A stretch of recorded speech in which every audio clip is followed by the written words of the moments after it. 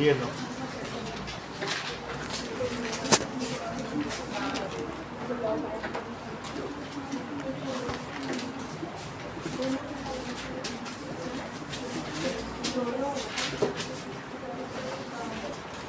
bispherical lens.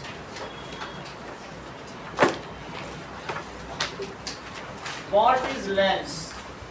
A piece of transparent medium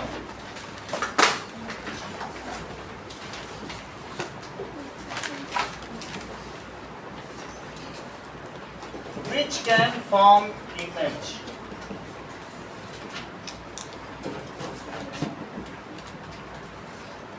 Is called lens. एक कोई transparent medium जिससे image बन सके उसे क्या कहेंगे? That is called lens. अब देखो, ये ट्रांसपेरेंट मीडियम सही है. अगर मान लीजिए कि ये किसी भी चीज का, ये बल्ब भी ले लो और इसका ये इमेज बना दे तो हम क्या कहेंगे? If it can form image, so then it will be called lens. कहीं पर भी देख लें तो इसका अगर ये इमेज बना पाता है तो it will be called lens. Let us see whether it can form. थोड़ा सा छोटा लेते हैं.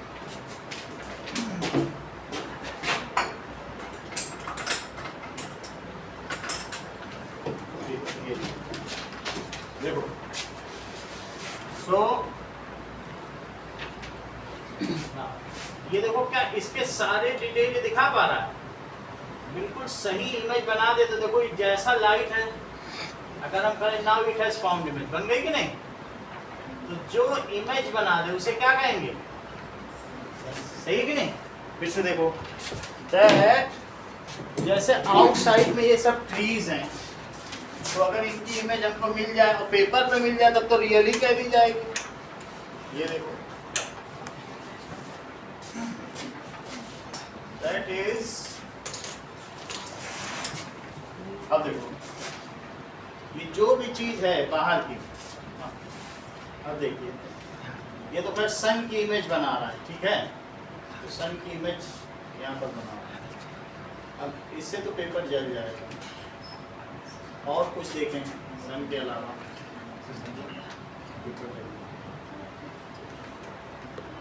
बाकी उधर का हमने आपको दिखा दिया, ठीक है कि नहीं? अभी तो सन है तो ये पूरा.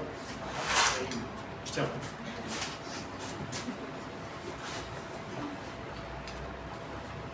कॉनकेव लेंस है तो हमने आपको दिखाई दिया था कि कॉनकेव मिरर से दिखा दिया था, बाहर का भी बन जाता है. चलिए, अब ये जो लेंस है ये कितने तरीके का होगा?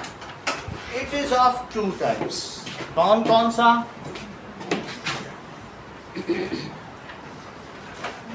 It is of two types. या तो स्फेरिकल लेंस हो सकता है, या क्या हो सकता है? सिलिंड्रिकल लेंस हो सकता है. स्फेरिकल लेंस आर लेंस तो तुम्हें समझ में आ गया, जिसने इमेज बना दी उसे क्या कहेंगे? लेंस कहेंगे. लेंस क्या चीज हो सकती है? लेंस ऐसी चीज हो सकती है that lens is bounded by two reflecting surface.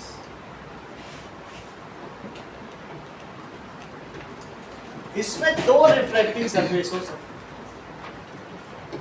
Light पहले यहां रिफ्लेक्ट होगी और उसके अंदर जाने के बाद फिर यहां से भी होगी, तो ये दोनों इसकी क्या हो गई बताइए?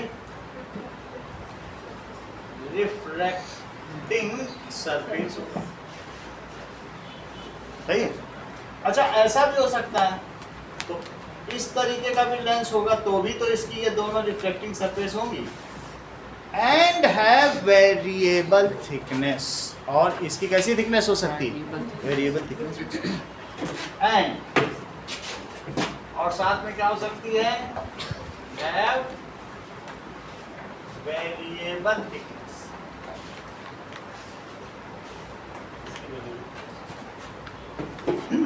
सही है. लेंस ऐसा भी हो सकता है जो बीच में थिकर हो, ऐसा भी हो सकता है जो बीच में थिनर हो. थिक हो गया तो अलग लेंस है, थिन हो गया तो अलग, लेकिन वेरिएबल थिकनेस तो है. अच्छा, लेंस दो तरीके के हो सकते हैं. इफ लेंस जो उसकी रिफ्लेक्टिंग सरफेस है, if reflecting surface are the part of sphere, then it is called spherical mirror. Spherical mirror क्या होता है? Spherical lens. Spherical lens are those lens जिसकी रिफ्लेक्टिंग सरफेस कैसी हो? Spherical lens. The lens whose pair of reflecting surfaces are part of sphere. अगर ये part of sphere हो जाए तो उन्हें स्फेरिकल लेंस कहेंगे. जैसे ये लेंस है तो इसकी ये जो इसको कहेंगे फर्स्ट रिफ्लेक्टिंग सरफेस.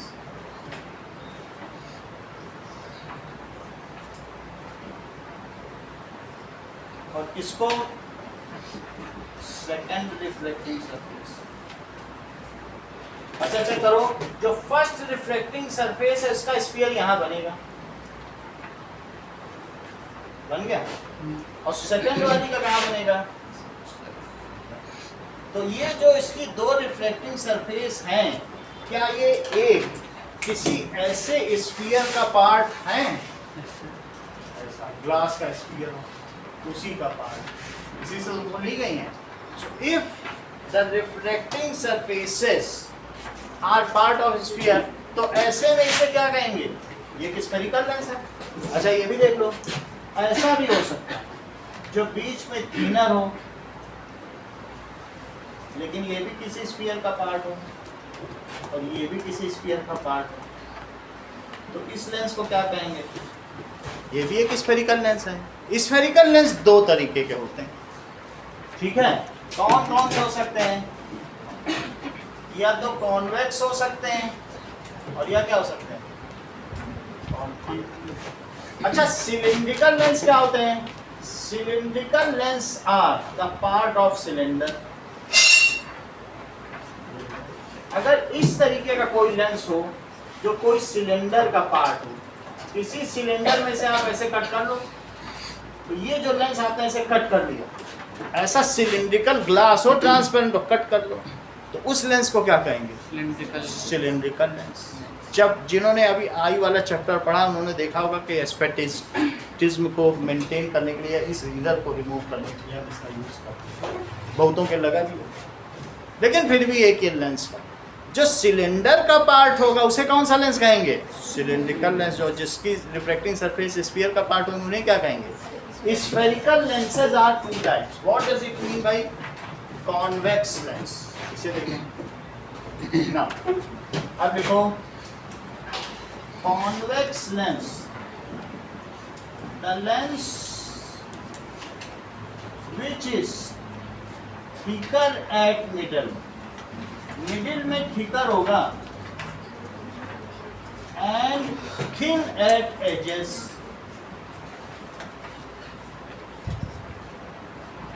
एजेस को रिम भी कहते हैं, उसे कॉन्वेक्स. ऐसा हो, कैसा होगा? करीब करीब, अभी दिखाने के लिए ऐसे दिखा रहे हैं, वरना वह पूरा स्फेरिकल हो. जो बीच में क्या हो जाए? थिकर हो जाए, और किनारों पे रिम पे कैसा हो? पतला हो. ऐसे इस तरीके के हैं. जैसे ये सब देखो तो इन सब से पता चलेगा. इसको पीछे भी बढ़ा दीजिए. तो दिस इज, ये कैसा लेंस है? बीच में मोटा होगा तो कौन सा होगा?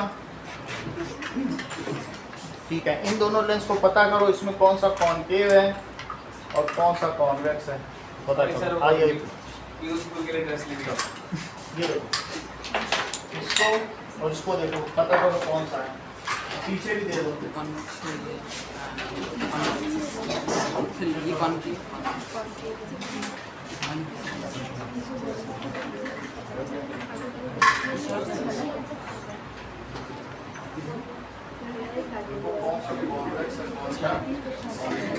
ठीक है, पीछे बनवाने की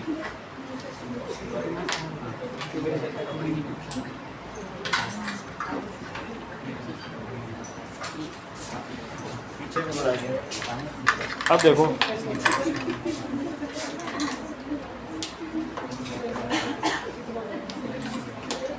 चश्मे भी काम आते हैं।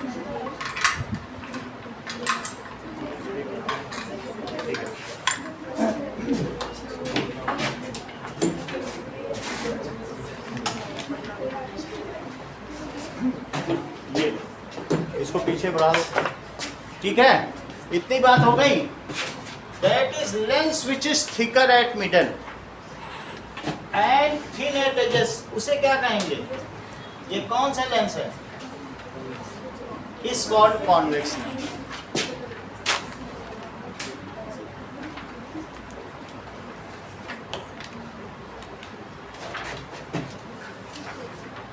आगे देखो। नाउ कॉनकेव लेंस क्या होते हैं? ये थिक कहां पर है बताइए? Thick at middle. और थिन कहां पर है?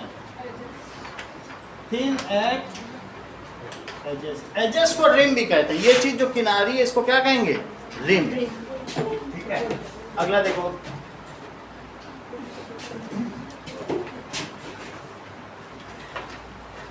Now, Jasmita, what does it mean by concave lens?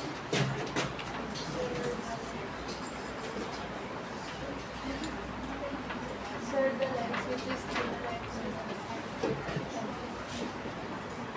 The lens which is बीच में कहां पर कैसा होगा? Thin at middle। और thick कहां होगा? That is thick at edges, which is thinner at middle and thick at edges,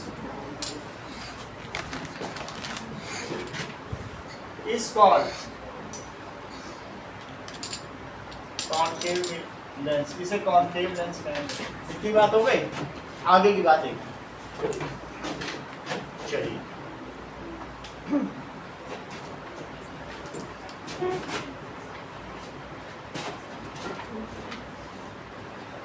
अब देखो,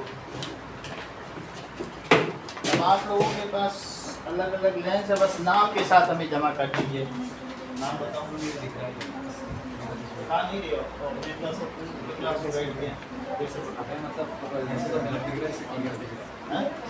जब बीच में केव बनी हो तो कॉनकेव, बीच में गहरा हो तो कॉनकेव। सही?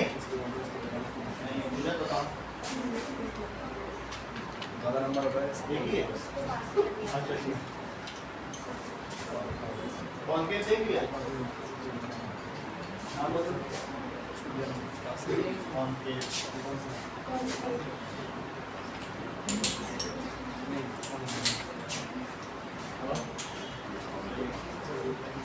इधर है। Convex concave. ये कौन सा? कॉन्वेक्स हाँ कॉनकेव।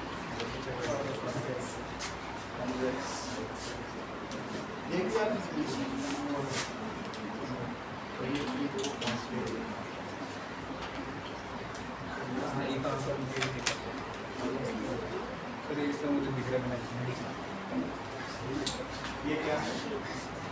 ये ठीक है। इतनी बात हो गई। अब आगे का काम करते हैं। Image formation through spherical lens.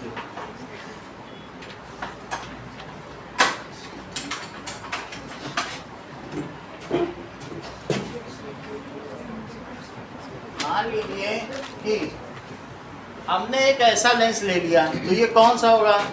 ये कॉनकेव है, concave. ठीक है। और एक ऐसा ले लिया, कॉन्वेक्स तो ये कैसा है? कॉन्वेक्स। ना इसमें क्या होगा कि अगर पैरेलल रेज हैं तो इसमें कैसे जाएंगे? जरा देखो, पैरेलल रेज का क्या हो रहा है? क्या ये कन्वर्ज हो रही है? चेक करो। पैरेलल रेज क्या हो रही है? इन दोनों में ही देख लो, दिख जाएगा।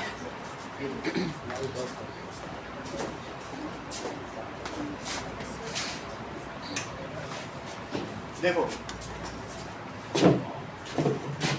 अब इसमें ये जो पैरेलल रेस जा रही है, तो ये क्या हो रही है? क्या ये डाइवर्स हो रही है?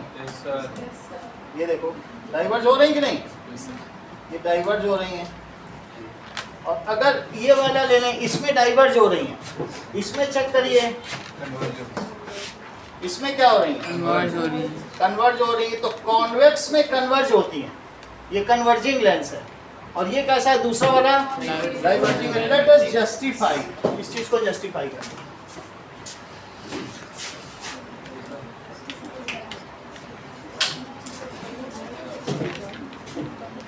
नाउ इमेज फॉर्मेशन थ्रू, तो सबसे पहले देखो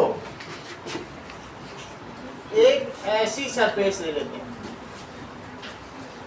एक स्फीयर यहां ले लो और एक स्फीयर ऐसे ले लो।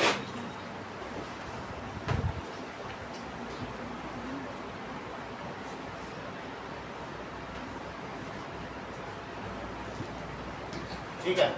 अच्छा ये हमारे पास लेंस हो गया, ठीक है। बाकी ये इसका क्या है, दो सरफेस हो गई, सही है। चलो इसमें 3 पैरेलल रेज इसके ऊपर आए।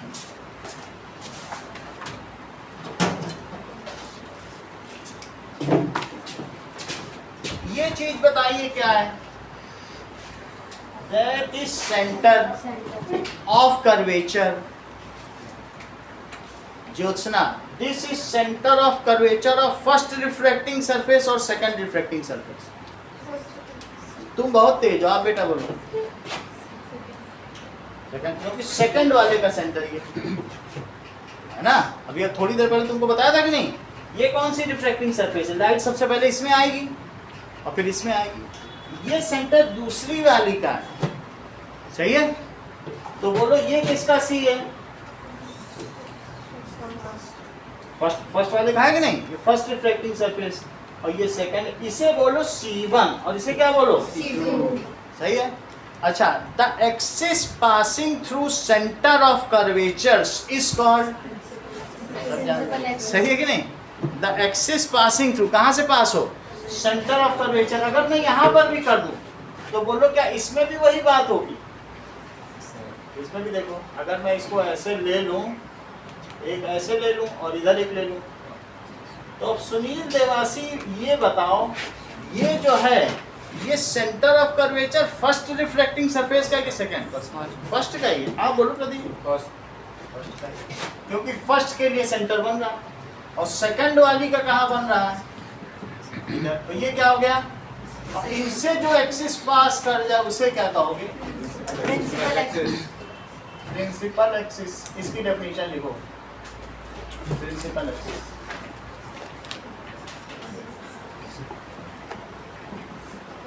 The axis passing through center of curvatures,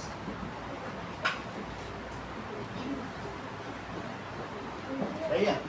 centre of curvatures, दो सेंटर ऑफ कर्वेचर्स हैं तो उसे क्या कहेंगे, प्रिंसिपल एक्सिस। क्या कहेंगे, अच्छा एक और भी चीज है, इसके सेंटर में कभी भी तुमको मिरर दिया जाए तो तुमको मिरर दिया जाएगा तो तुम ऐसे उसके कई पार्ट्स करोगे तो ऐसे ऐसे दिखेगा, यानी ये समझो बहुत सारे प्रिज्म है, ये क्या है, और जो बीच वाला हिस्सा है उसको तुम एक रेक्टेंगुलर ग्लास स्लैब भी मान सकते हो। कहने का मतलब है ये जो बीच का हिस्सा है इसमें से अगर लाइट जाएगी तो बिना डेविएट पास कर जाएगी इस चीज को। ये जो इसको बिल्कुल इसका सेंट्रल पोर्शन है ना आयुषी, यहाँ लाइट सीधे जाए, ऐसे जाए, यहाँ पर डेविएट नहीं करती, तो इस चीज को ऑप्टिक सेंटर कहते हैं। क्या कहते हैं, the geometric centre of the lens is called optical centre या optic centre. It is denoted by O। If light passes through optical centre it passes undeviated. कैसा डेविएट हो जाएगा, अनडेविएटेड, लेकिन थिन लेंस होना चाहिए। इतनी बात तुम्हें समझ आई। अच्छा अब एक और चीज सीखो, अब जैसे बहुत ज्यादा मोटा लेंस होगा तो बहुत ज्यादा मोटा लेंस होगा तो फिर जैसे हमने मोटा से ले लिया और लाइट आ रही है तो ऐसे में लाइट आने पे तुम्हारा जो बन जाएगा ये रेक्टेंगुलर ग्लास स्लैब बन जाएगा, तो इसमें क्या होगा, लेटरल डिस्प्लेसमेंट हो जाएगा, ये दबेगा फिर इधर जाएगा, समझ आएगी नहीं। तो हम चाहते हैं लेटरल डिस्प्लेसमेंट भी ना हो, जैसे जा रही वैसे ही जाए। पतला लेंस लो तो ऐसा हो जाए, पतले लेंस आपके दिए हैं। अब चेक करो, the axis passing through centre of curvature and optical centre, कहाँ से पास हो बोलो, सेंटर ऑफ कर्वेचर से भी गुजरे, और कहाँ से गुजरे, ऑप्टिकल सेंटर, तो उसे क्या कहेंगे बोलो, प्रिंसिपल एक्सिस। ऐसा मैं क्यों कह रहा हूँ, क्योंकि कुछ बच्चों को जो अभी लेंस दिए गए थे उनको प्लेनो कॉन्वेक्स दिए गए, आप लोग हाथ लगे, एक तरफ प्लेन था एक तरफ ऐसा था, तो ऐसे में तो उसका एक ही सेंटर ऑफ कर्वेचर होगा, तो दूसरा भी तो पॉइंट लेना पड़ेगा। कभी कभी ऐसे प्लेनो कॉन्वेक्स भी होते हैं और कभी कभी प्लेनो कॉन्केव भी होते हैं, तो ऐसे केस में एक से तो कोई एक्सिस नहीं ली जा सकती ना, तो फिर हमें क्या लेना पड़ेगा, इसका ज्योमेट्रिक सेंटर भी लेना पड़ेगा कि नहीं, सही है। प्रिंसिपल एक्सिस को डिफाइन करो, centre of curvature and optical centre, सही है। नाउ जो अक्ष वक्रता केंद्र और प्रकाशिक केंद्र से गुजरता है उसे मुख्य अक्ष कहते हैं, that is called principal axis, is called principal axis. अब जरा देखें, what does it mean by optical centre, ठीक है, the geometric centre of lens, जैसे उसमें पोल कहलाता था तो यहाँ क्या कहलाएगा, द ज्योमेट्रिक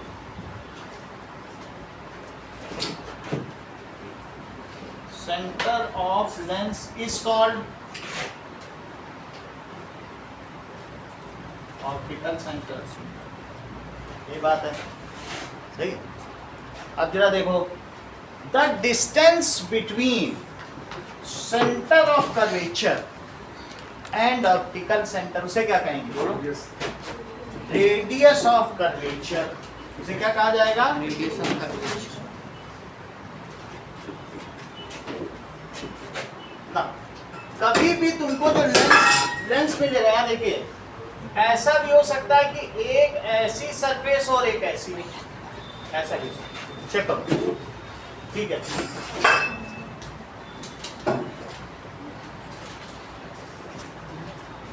देखो दो सरफेसेस हैं, बताओ इधर वाले का रेडियस कैसा लग रहा है, ऐसा लग रहा है, इधर ध्यान दीजिए आयुषी, और उधर वाले का कैसा लग रहा है, जो ये है ये थोड़ा बड़ा नहीं लग रहा है, भाई हर एक का अपना अपना स्पेक्टिकल्स है, सब पहन है, लेकिन सबके अलग अलग नेचर के हैं, क्या पता किसकी कौन सी सरफेस कैसी, बहुत सारे लोग बहुत सारे चश्मे पहने, सभी तो लेंस हैं।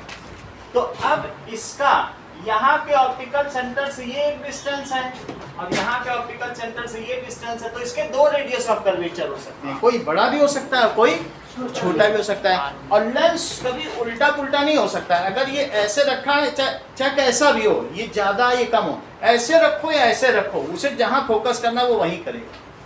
तुम चश्मा ऐसे देखो चाहे ऐसे देखो, पढ़ उतना ही लोगे, यानी लेंस उल्टा सीधा नहीं होता। बात समझ में आ गई कि नहीं, जो उसका फोकस होगा वही सही है। तो अब हम ये पूछ रहे हैं आपसे कि what does it mean by radius of curvature, ये बता।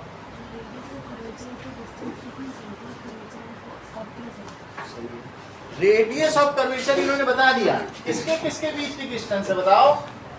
ये रेडियस ऑफ कर्वेचर R2 है जो C2 से मिल जाए, और बोलो C1 से मिल जाए, जो फर्स्ट रिफ्लेक्टिंग सरफेस उसे क्या कहोगे, R1। इस चीज को लिखो, radius of curvature.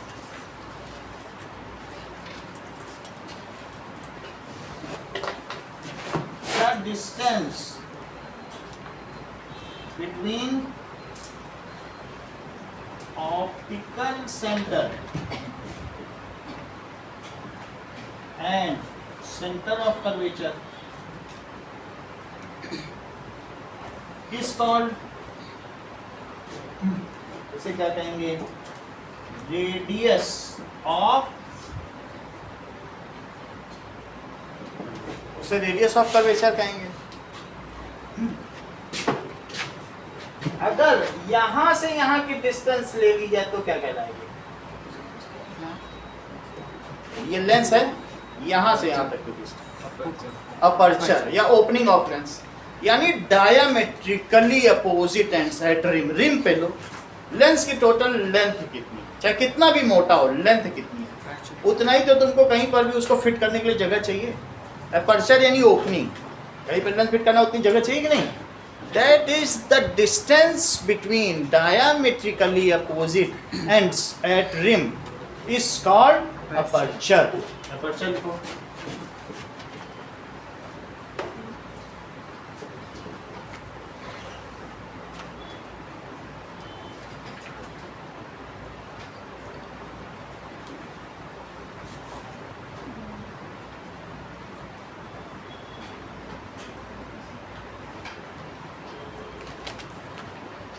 at rim is called, अब जरा देखिए ना किस तरीके से इसमें इमेज फॉर्मेशन होगा, इस चीज को भी देखें।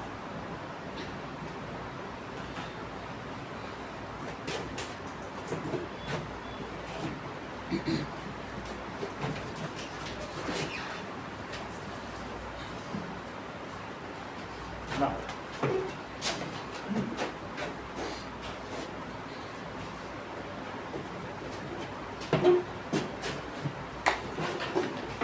there are 3 rays coming.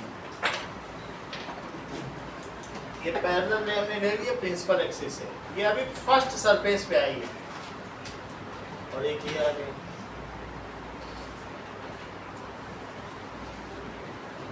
देखो 3 रेज आ गए। फर्स्ट से आगे ना बढ़ाइएगा, अभी फर्स्ट पे काम हो जाए फिर आगे चलेंगे। ये एक ये इंसिडेंट रे, एक ये इंसिडेंट रे, एक तरीके से पैरेलल बीम आ गई। अच्छा, अब फर्स्ट वाली सरफेस पर अगर तुम्हें रिफ्लेक्शन करना है तो क्या करोगे? इस पे परपेंडिकुलर डालोगे कि नहीं? तो परपेंडिकुलर डालने के लिए उसका जो सर्कल है वहीं से तो डालोगे। तो यहाँ से डालो, यहाँ से देखो सी से डाला। हमेशा अगर सेंटर से पेरीफेरी को मिलाओ तो परपेंडिकुलर होता है। ये देखो हमने परपेंडिकुलर डाल, सही है। अच्छा, इस पे भी डालो तो कैसे पड़ेगा? सी से परपेंडिकुलर डाल दो।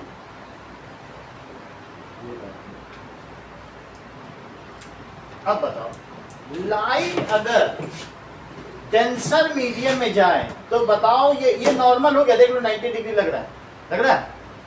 तो डेंसर मीडियम में जाए तो बताओ वो सीधी जाती है कि नॉर्मल की ओर दबती है?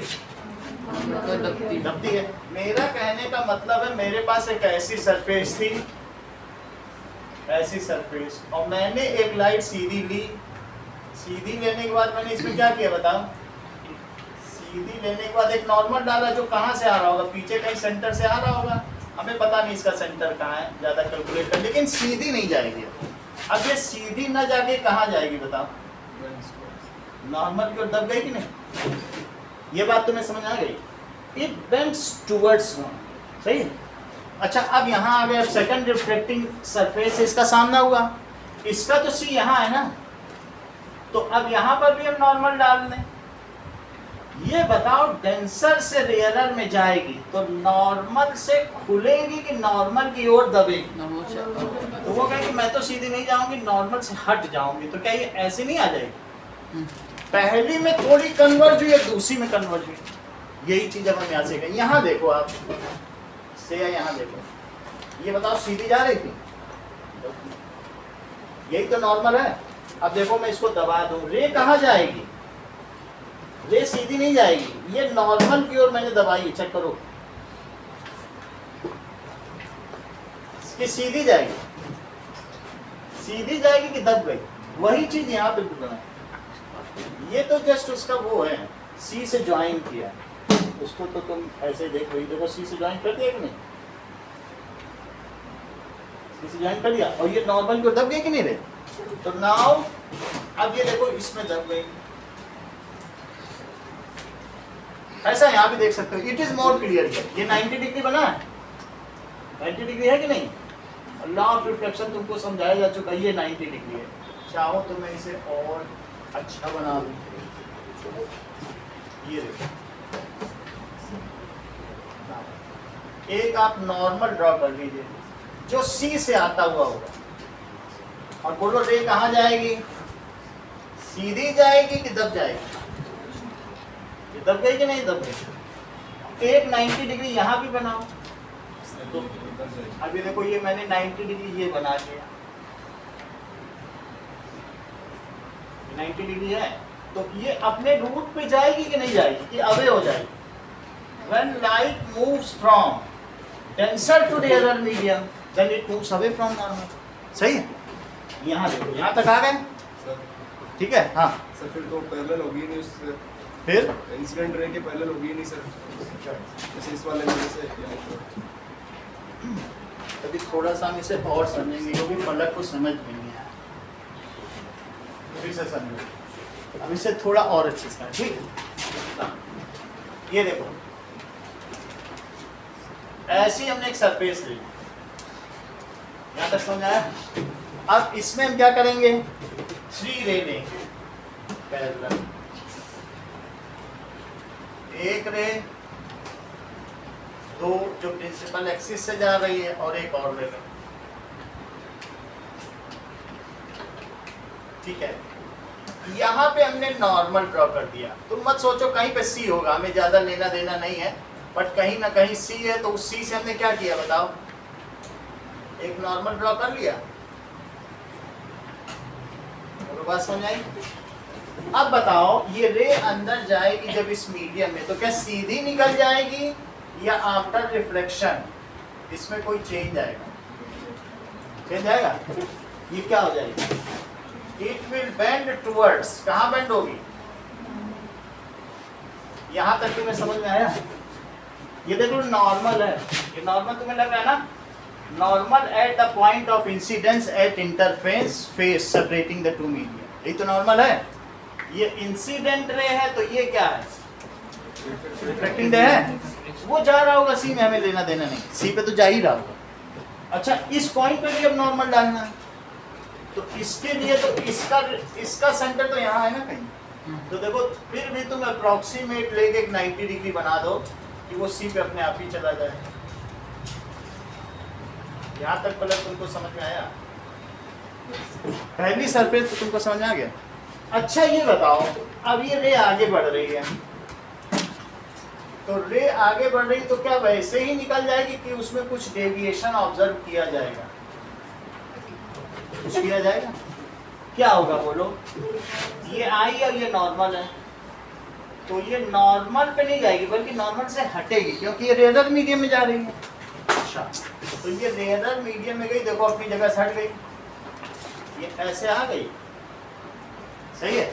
अच्छा, जो बीच में है तुम ये समझो ये रेक्टेंगुलर ग्लास स्लैब है, बीच वाली क्या है? वो परपेंडिकुलर ही गिर रही है, और जो रे 90 डिग्री पे पड़ी, अगर ग्लास स्लैब था मेरे पास कल रेक्टेंगुलर ग्लास, सीधी डालते तो क्या सीधी ना निकल जाती? ऊपर से ही मैं बीम डालता, टेढ़ी डाली थी तो फिर वो लेटरली डिस्प्लेस हुई, लेकिन सीधी डाली जाती तो क्या होता?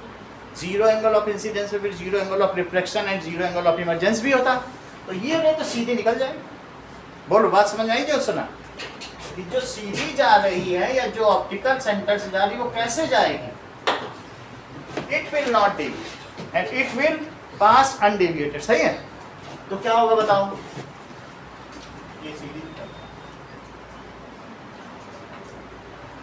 बस तुमको यही डायग्राम बनाना सीखना है, बाकी तो हम सिखाई देंगे, इसमें जो हम बार बार सिखाएंगे। यहाँ तक तुम्हें समझ में आ गया? यही चीज मैं नीचे भी करने वाला हूँ। अब बताओ, इसमें भी तुम एक परपेंडिकुलर डालो, बिल्कुल 90 डिग्री करके देख लो, ये 90 लग रहा है? देखो अभी लग रहा है, यहीं पे बस आप ड्रॉ कर लो। एक हमने नॉर्मल ड्रॉ किया।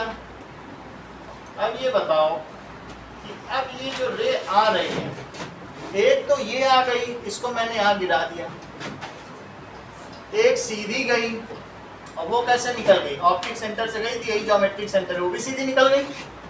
अच्छा, जो नीचे आने वाली है प्रदीप, अब मुझे बताइए कि ये सीधी चली जाएगी कि हट जाएगी? हट जाएगी। मतलब दूर हट जाएगी ना, तो यही सुनना चाहते थे आप। बोलो बेटा। अच्छा, वो अंदर जाएगी। अंदर तब चली जाएगी। ठीक है, वही ये लोकतंत्र है, यहाँ सबके अपने व्यूज हैं, यहाँ आप कुछ भी नहीं कर सकते और we have to respect the views. ठीक है, तो ये चीज क्या होती है, जब डेंसर मीडियम में जा रही तो क्या हो रही, दब गई कि नहीं? दबने के बाद अब देखो जसमिता यहाँ पर हो गए, किसी भी सरफेस तो तुमको नॉर्मल ड्रॉ करना पड़ेगा, नॉर्मल अपने आप सी से मिल जाएगा। तो मैं यहाँ पर बिल्कुल ऐसा नॉर्मल ड्रॉ करूँ जो 90 डिग्री पर हो, फिर आपसे आगे की जानकारी। ये देखो 90 लग रहा है तुमको, वो सी पे चला ही जाएगा अपने आप में। सही है, ये बताओ ये रे अब यहाँ तक आ चुकी है, तो ये अब आगे ऐसे जाएगी इस बात पर कि नॉर्मल की ओर दबेगी कि हट जाएगी नॉर्मल से? ऊपर आ जाएगी। बोलो सर ऊपर की तरफ। क्यों हट जाएगी? क्योंकि वो डेंसर से किस में जा रही है? अब डेंसर से रेयरर में, पहले रेयरर से डेंसर में गई थी तो दब गई, और अब डेंसर से रेयरर में तो हट जाएगी। किधर हटेगी? ऊपर की तरफ। ऊपर की तरफ अगर हट जाएगी तो इस तरीके से ये यहाँ पे मिल गई। इतनी बात हो गई? बोलो, इसका मतलब है कि when parallel incoming rays after reflection meet at a point, कहाँ मिल जाएगा? meet at a point, that point is called principal focus. उसे क्या कहेंगे? अब प्रिंसिपल फोकस की डेफिनेशन हमारे हाथ लग गई। सही है, क्या लिखे? Principal focus that is rays parallel to principal axis. क्या करती हैं?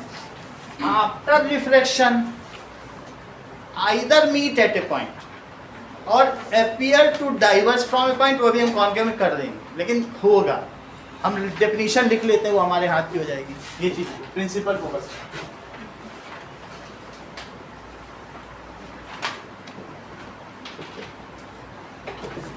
That is rays parallel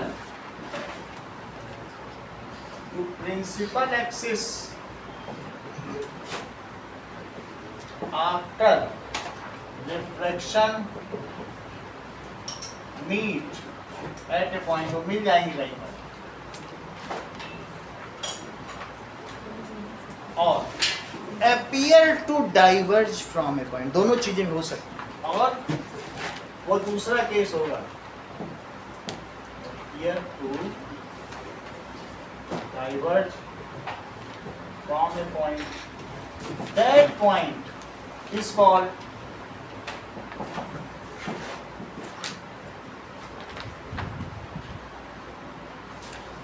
principal focus. Principal focus. अगर आप देखें तो इस डायग्राम में आप कैसे देख रहे हैं?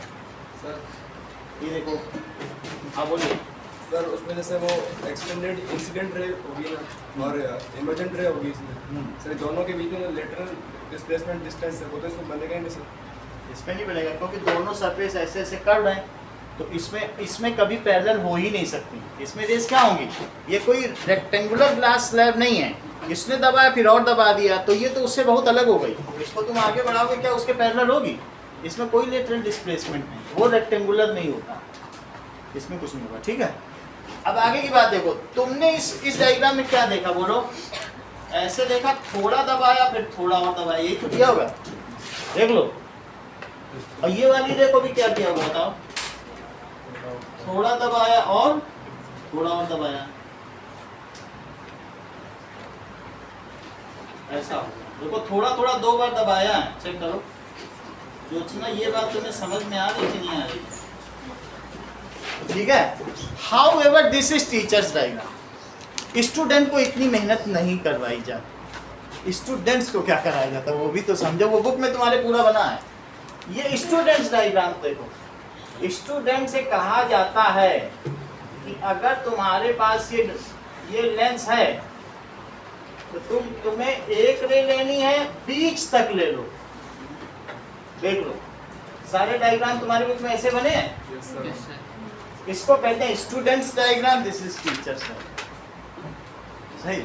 अचानक तो बीच में आके देखो क्या लगेगा, अरे हम कहाँ आ गए, मुड़ो मुड़ो, ऐसे थोड़ी ना होता है। मुड़ेगी तो सरफेस पे ही, लेकिन तुम लोगों की आसानी के लिए क्या करा दिया गया, बोला जहाँ से उसका अपर्चर गुजरता है उसी पे मोड़ दो। है आसान कि नहीं?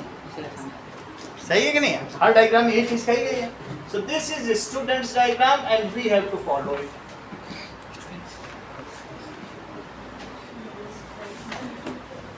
इतनी बात तो तुम्हें समझ में आ गई। अब हम बात करेंगे अपीयर टू डाइवर्सिटी। क्या तुमने ये डायग्राम बना लिया है? नहीं बनाया? ना, अब देखो, नहीं बनाया तो बना लो। अगला हमारा डायग्राम क्या है? This is teachers diagram.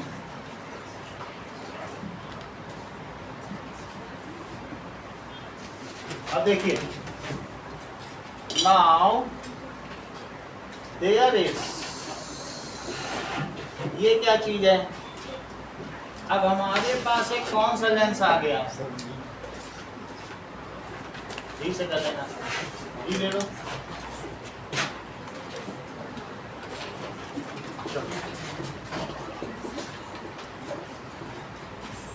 ठीक है, किसी चीज को इसमें नहीं करें।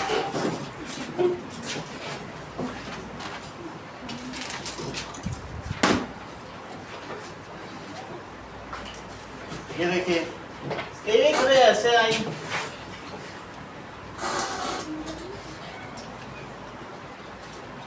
और एक रे ऐसे आ गई।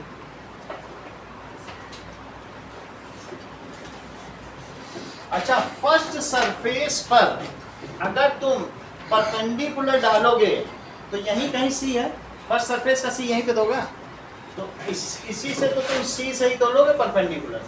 तो एक परपेंडिकुलर ड्रॉ कर लो, या तुमको जहां 90 लग रहा है वो ड्रॉ कर लो। वास्तव में इसका ये सी है, देख लो, हमने बताया भी था इसे C1, अभी सुनील देवासी ने बताया कि नहीं, इसका सेंटर ऑफ कर्वेचर कहाँ लाई करता है, इधर बताया था, यही C1 है, मिला दिया, परपेंडिकुलर हो गया। अच्छा ये बताइए आयुषी, अब ये क्या सीधी चली जाएगी? अगर ये डेंसर मीडियम में जा रही है कि कुछ कमाल दिखाएगी, क्या करें? ये बहुत टैलेंटेड भाई, आप बोलो स्नेहा तिवारी। ये कह नहीं कि अगर डेंसर में जाएगी तो हट जाएगी, बताओ, आप बताओ। ये तो हम इनकी याद के लिए लिखते हैं क्योंकि भूल जाती है बार बार आई, तो इसलिए याद लिखते हैं कि डेंसर मीडियम में जाएगी। ये डायग्राम बना दे, फिर इनको कंफ्यूजन ही ना हो। सही। तो अब ये डेंसर में जा रही तो बोलो ये है नॉर्मल, नॉर्मल की तरफ झुकेगी कि नॉर्मल से दूर हटेगी? नॉर्मल तरफ जाएगी। आप बोलो, तरफ की जाएगी। ये बताओ, डेंसर में गई है तो ये नॉर्मल की तरफ गई है कि अवे? ये बहुत अच्छा बता रहे हैं, ये काफी इफेक्टिव और इम्प्रेसिव है। इनका साथ भी प्रदीप ने दे दिया, बोला ये है नॉर्मल, और इधर आई तो बोले यही तो अवे है। ये अवे नहीं है, ये टूवर्ड्स। अच्छा हाँ, ये होता तो अवे होता, ये नॉर्मल है। तो रे जब रिफ्लेक्ट हुई तो ये नॉर्मल की ओर दब गई कि नॉर्मल से हट गई? अच्छा अच्छा ओके, बोलो। नॉर्मल की दब गई। और मान लो जैसे मराठी में क्या कहेंगे, हट गई, मराठी में भी कहेंगे कि दब गई। हर भाषा में यही। तो हम हिंदी में पूछें, आपकी लैंग्वेज अलग हो सकती है, लेकिन हर भाषा में दबेगी। सही है कि नहीं? तो अब ये बताओ, ये नॉर्मल है तो नॉर्मल की ओर दब जाएगी ना, कैसे दबेगी? Now it will be, देख लो, towards normal। चेक करो, सीधा नहीं गई, दब गई। एक ही चीज है, दबी है कि नहीं नॉर्मल के? अब आगे देखो, इस सरफेस पे भी एक नॉर्मल डालो, वो यहाँ के सी से होगा।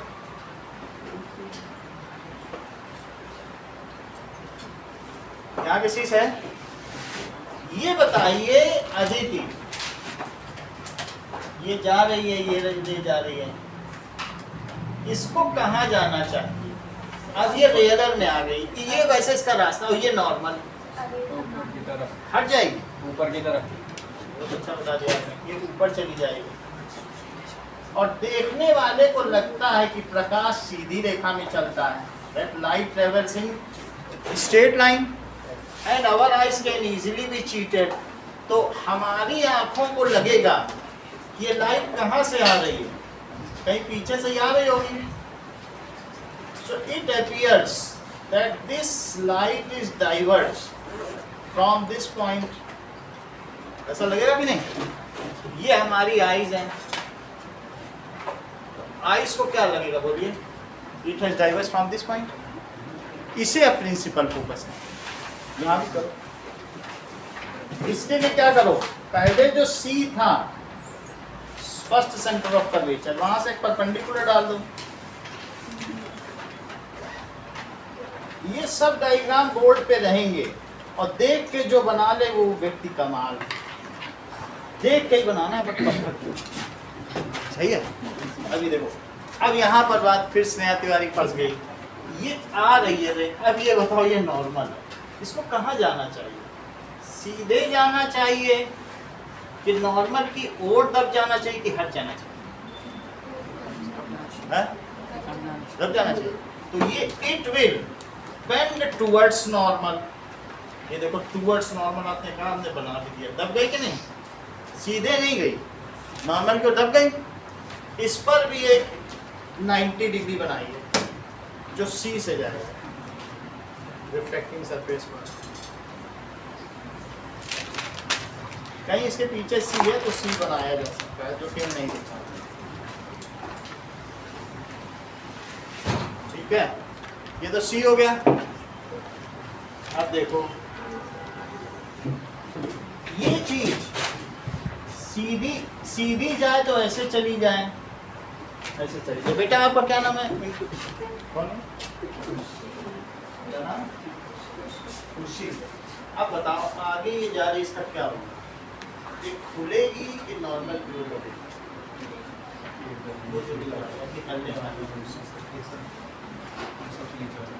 खुलेगी या फिर जब जाएगी?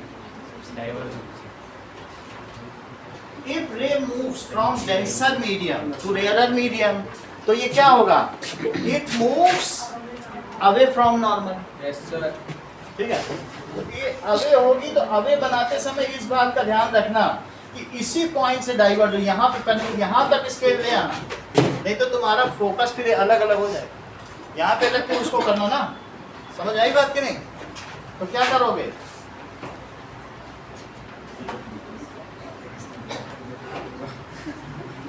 और ये पीछे देखने वाले को क्या लगेगा? वो जो भी रे देखेगा उसको 3 रे दिखाई पड़ेंगे। चेक करो, ये भी दिखेगा, ये भी दिखेगा, और ये सब कहाँ आते हुए दिखेंगे?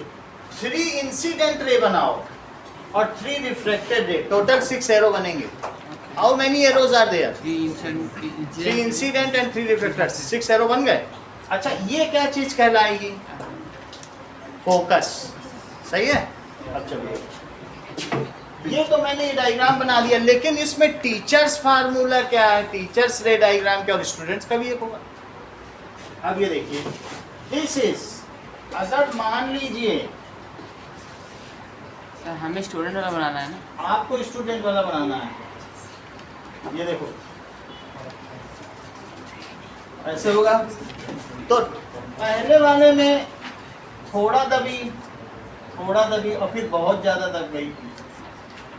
ये चीज यहाँ कराएगी। चेक करो, सिर्फ ले देखो, डॉट मत देखो। डॉट को कोई देखने का मतलब नहीं, समझ आएगी नहीं? कुछ हो थोड़ा हटी फिर ज्यादा हटी। ये टीचर्स के लिए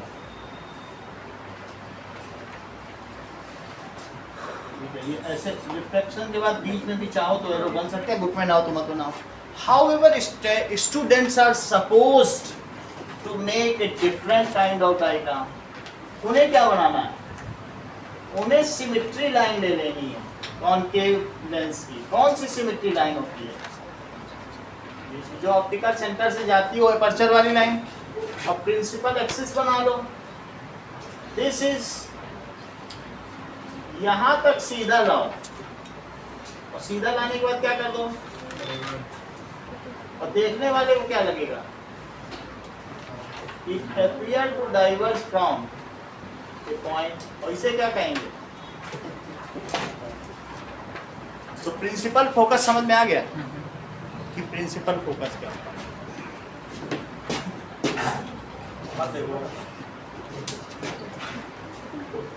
आपको कुछ नहीं करना है, बस दो मेन डायग्राम, इससे ज्यादा आपको कौन सा डायग्राम बनाना है?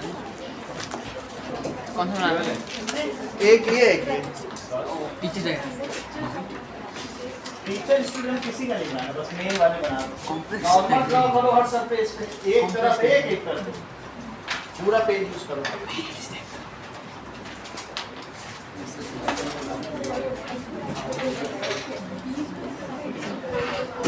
कहाँ पे? हाँ। बीच में अब एक मीडियम में चली गई, तो बीच में तो कोई मीडियम का चेंज नहीं है, तो सीधे चलती जाएगी। ये वाली, ये ऐसा माना जाता है कि बीच में से इसने सीधी निकलती है, ये देखो,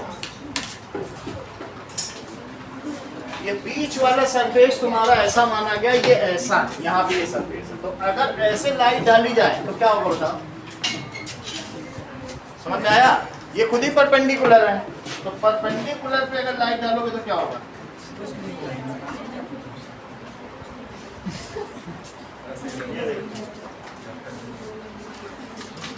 Then it passes undeviated, ये कैसा होगा, यहाँ से अगर पास होगी तो कैसा होगा, ये अनडेविएटेड होगी।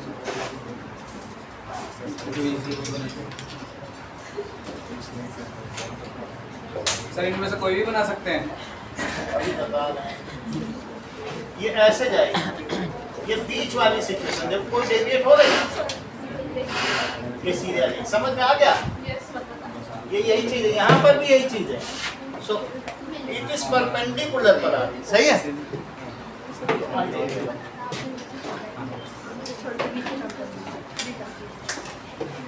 एक ये डायग्राम बनाओ, एक ये, बार बार मत पूछो, एक बार में। सर और तो समझ दोनों को सेम ना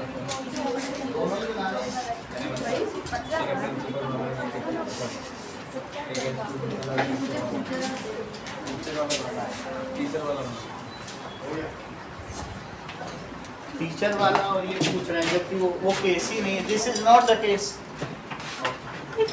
जब आपसे कहा जा रहा है ये और ये बनाओ, तो टीचर प्रिंसिपल कहाँ हुआ, नहीं आपका केस ही नहीं है। अभी आप ट्रायल करो, कुछ भी बनाओ,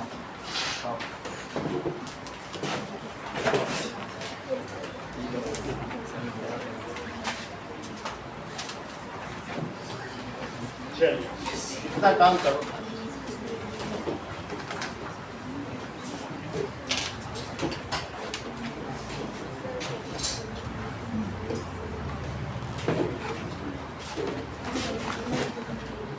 देखो नॉर्मल डालते समय कुछ लोग नॉर्मल सही नहीं डालते हैं, नॉर्मल ऐसा पढ़ना चाहिए जो नॉर्मल लगे। यहाँ पर नॉर्मल है, मैनुअली भी डालो तो ये 90 लगे, ऐसा नहीं कि टेढ़ा बना दिया 120 लग रहा है, ऐसा नहीं होना चाहिए कि एक तरफ 60 एक तरफ 120। देखने से पता चल जाता है कि उसको कट करने वाली 90 लगने पे 90 लगता है।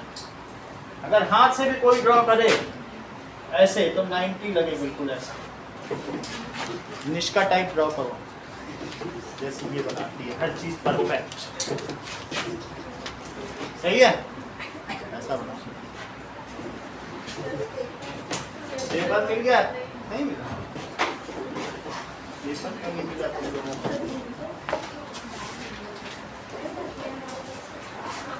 तुम पेटेंट कर लेना।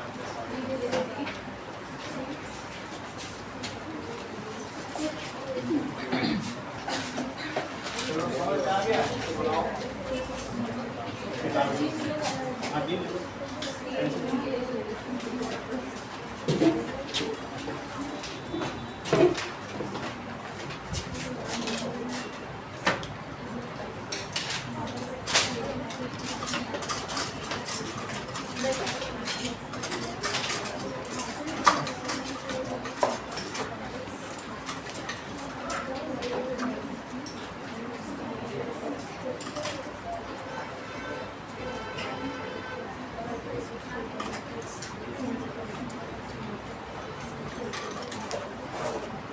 ये लो डी चाहिए किसी को?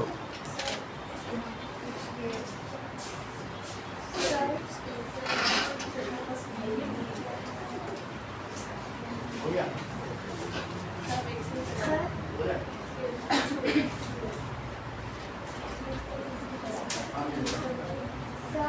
हाँ बोलिए, क्या चाहिए?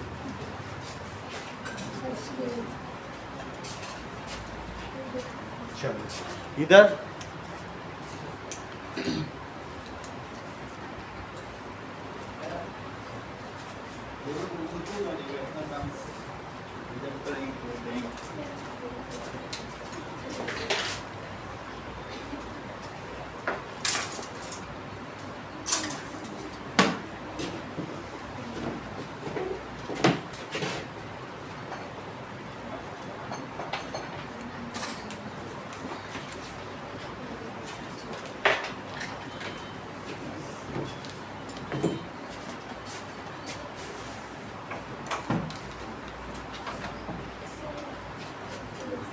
हाँ ये